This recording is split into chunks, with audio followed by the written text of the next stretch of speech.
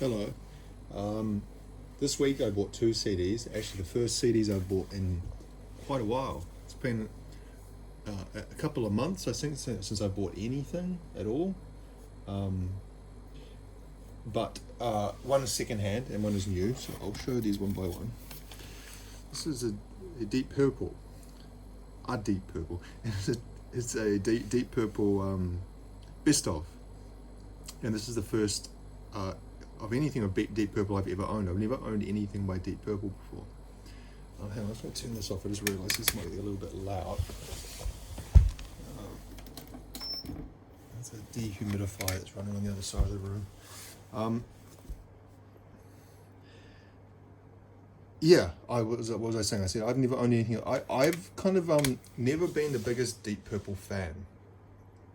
Kind of Deep Purple makeup. What do they sometimes they call it? The Holy Triumvirate, or the evil trilogy of Led Zeppelin, Deep Purple, and Black Sabbath. The three kind of bands that really are responsible for the earliest part of heavy metal.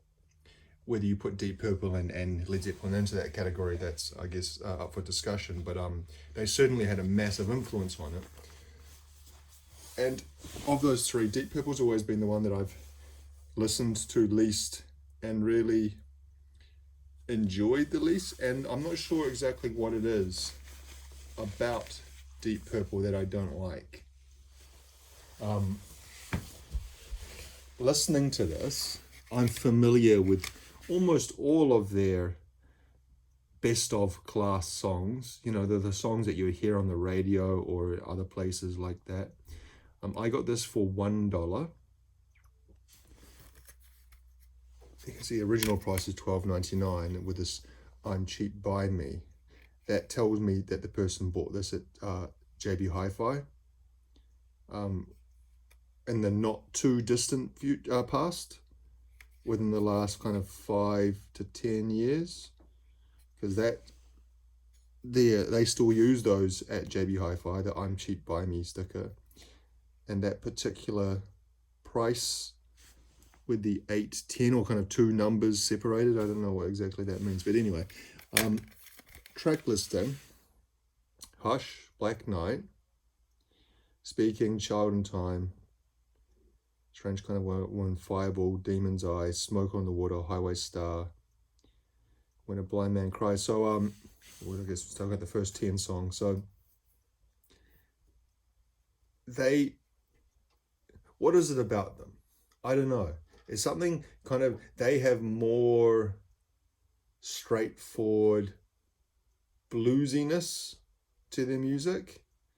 And, certainly Led Zeppelin have got a massive blues influence and aspect to their music, but they put a certain amount of Englishness onto it.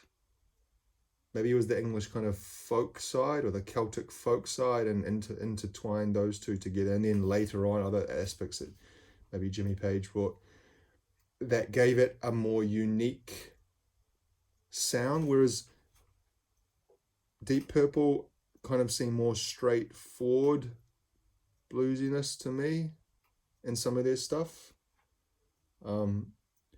Also, I've also found that the stuff that they recorded in the 70s or the late 60s, 70s is the production is very dated sounding. Like if you listen to a song like Black Knight, that sounds like super muddy, and it's like they've never updated. I don't think they've ever remastered. Well, I'm sure they actually have remastered it at some stage, but am I alone in thinking that? And in some ways, that's kind of good sometimes to kind of keep that original sound, but other times it sounds like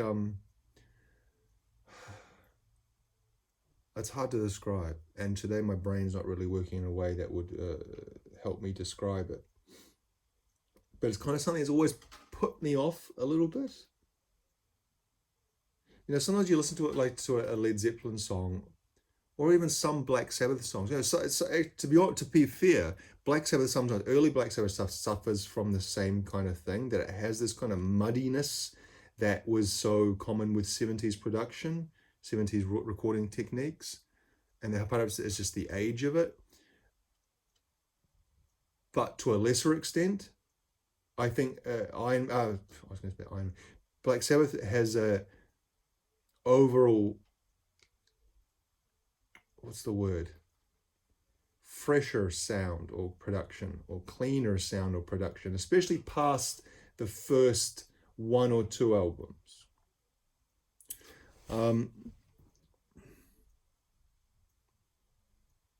We got Never Before, Woman from Tokyo, Burn, Stormbringer, You Keep on Moving, Perfect Strangers, The Mechanic, Any Fool Know That.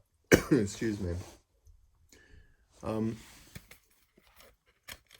Not a very inspired cover art there, is it, for a best of.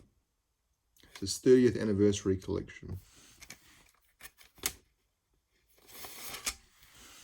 It looks like it's made like on a mid-90s photo editor on some Microsoft Windows program that you could, like Paint or something, but a little bit above that. Like the reflections and the light play looks very kind of 90s. What year did this come out, actually? 98. Well, there we go.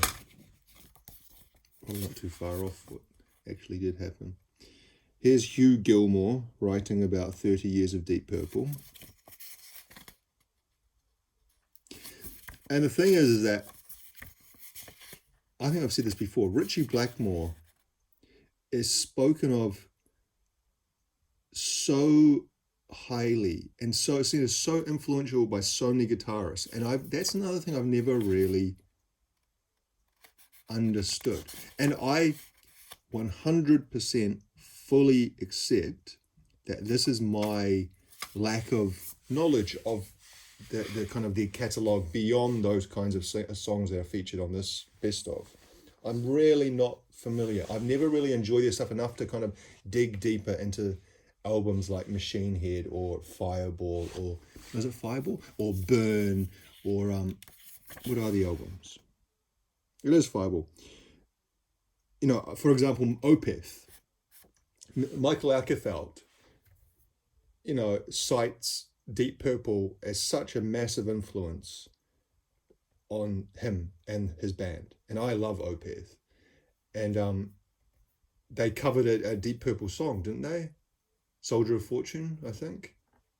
I might be misremembering that, but I'm pretty sure Soldier of Fortune is a Deep Purple song. They covered that. And so many others, so kind of from that kind of prog metal world. But yeah, it's just I've one of those bands that have always kind of just have missed me, or I've missed, and just have never really wanted to, felt the desire to dig deeper into their back catalogue. I'm sure some people would hear that and think that's like absolute sacrilege, that Deep Purple are one of the greatest rock bands ever, especially of that era, and so on and so forth. But it's I'm just trying to be honest. So I'm not saying they're bad or anything like that. It's just yeah, I've never really clicked, or it's never really clicked with me, Deep Purple. In saying that, I watched a really interesting, I think I've talked about this as well. I've made so many fucking videos on this thing that I have blabbed about every musical related memory that I have. This would have been 25 years ago, probably. Yes, I'm pretty sure I have told this story. I was in a hotel. It was my first time staying in a proper hotel. It was a Sheraton hotel. My girlfriend at the time had been given these free, complimentary, I don't know, reservations at a hotel, all paid for. And so we went, and it was, for two young people. Like I said, this is 25 years ago, so I'd have been about 19 or something. I'd never been in a hotel like that before. and it was such a novelty. And I remember lying in bed at night watching watching, because on in hotels they have like, oh, this is nowadays, I don't know, TV, who gives a shit out TV? Back then, you could get all sorts of different kinds of channels, and if you didn't have that at home, it was like a novelty having like this channel or that channel, ESPN and this. And I was watching some channel, I even know what it was, and it was a late documentary. This would have been like late at night, like midnight or something, called "The Family Tree of Heavy Metal."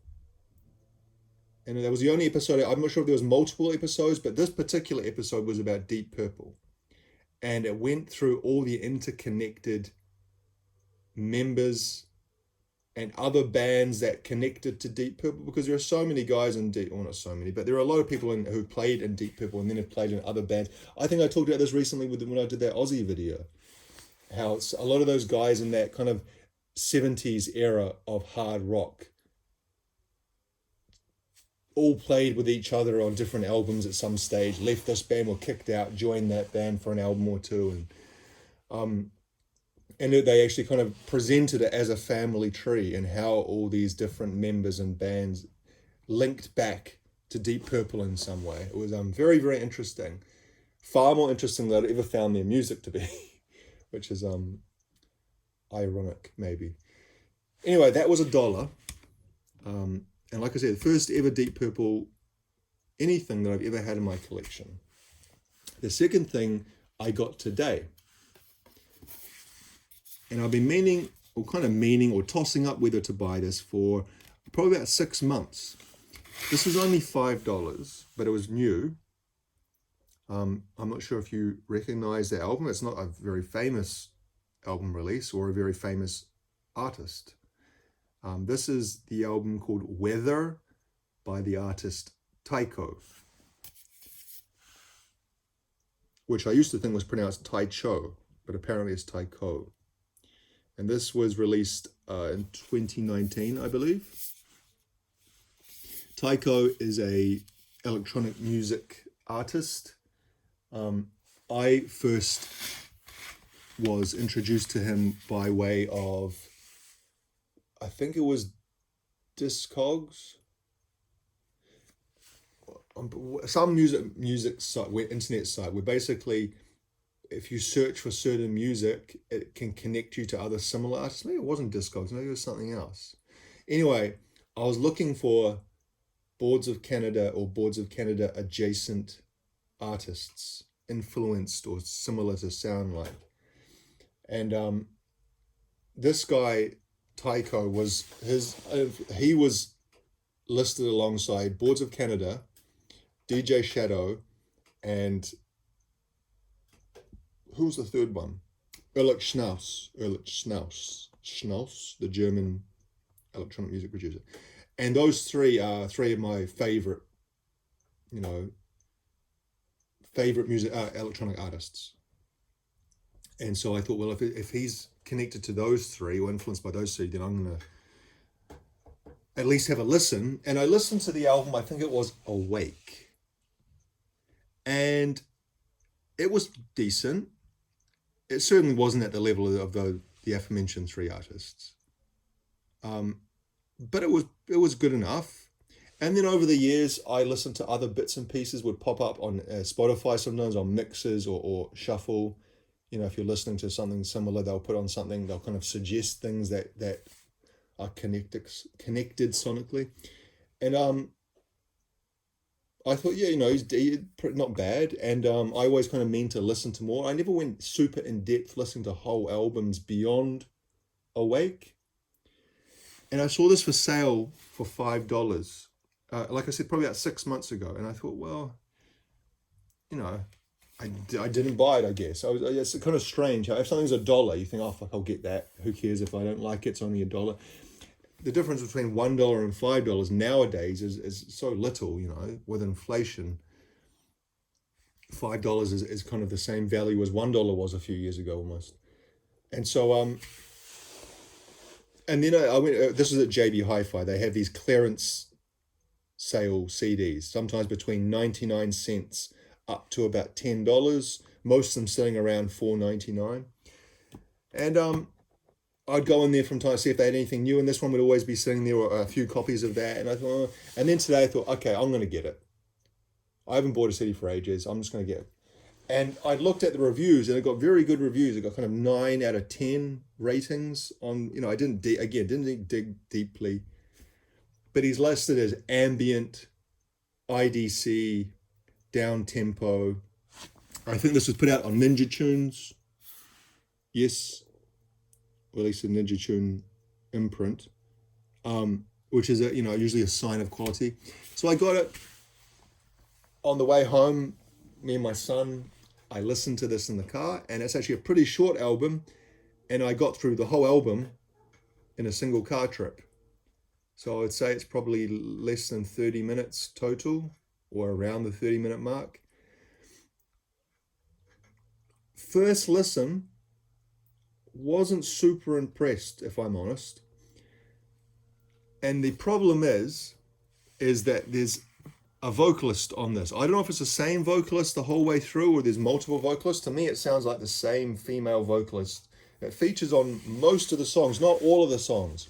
And the songs that she doesn't feature on, or that she only features very minimally on, are much, much better than the ones that she does feature on. I did some digging just before I started doing this video. Apparently her name is Saint Sinner, or her stage name is Saint Sinner. I couldn't find very much about her at all, information, but I'm pretty sure, again, on the Wikipedia entry for this album, I couldn't find a lot of information about the album full stop. So I don't know if there's anyone else. There isn't really a track listing saying who sings what, but I'm pretty sure it's all her. The problem I have with her is a problem that I have with so many modern female vocalists. And there's plenty of male vocalists I can't stand either, but there's this kind of vocal affectation that they do. Now, forgive me, I am so not up to speed with modern music, like popular music. And I'm sure there's actually a term for this kind of vocal style, or there's one particular artist who did it first and then others copied her or something like that. But the only way I could really describe it is low effort, barely awake, minimal enunciation, and just this like super breathy, no power. Not that I need power in a voice at all. There are many female vocalists that have kind of very small voices or delicate voices that I love. But it's like this particular kind of singing style is so boring and overused. The place where I really hear modern music the most in my day-to-day life, because I don't listen to it myself, I guess would be in shops. I don't even really go shopping that much, in clothes shops, but is the gym. The gym is the place where I hear modern music the most. And I've talked about this before, how there's songs at the gym that they play are just abhorrent. There's one BTS song called Dynamite, which apparently was a massive hit, which was so bad to my ears that I Shazammed it to see what the fuck is this shit. And then it came as BTS. I was like, oh, because I'm very familiar with the name BTS because I lived in Korea just as they were kind of blowing up. And so there was BTS everywhere and fucking couldn't escape that name. But I'd never actually heard any of their music knowingly. Anyway, apart from that, the music they play is kind of like, I guess, like almost like club music. Music is meant to get you energized for exercise and young people music, even though a lot of the people at the gym aren't young. I'd say the average age of the gym I go to is probably about 40, or maybe 35, but they play music for 20-year-olds. And the only artist who I have heard and know that has this vocal style is Billie Eilish, because I heard a song by her, and she does it really badly. This like I can't describe it other than it sounds like you've just rolled out of bed and you don't give a shit, and you're just like, I'm too sexy or cool to kind of give a full vocal delivery. So this is my kind of sensual but don't give a shit way of delivering the song. But it really is not good. um, and maybe I'm mad, and maybe I'm completely mishearing this or misrepresenting it or something. I don't know, but this is just what it sounds like to my ears. And so this girl ruins a lot of the songs, in my opinion.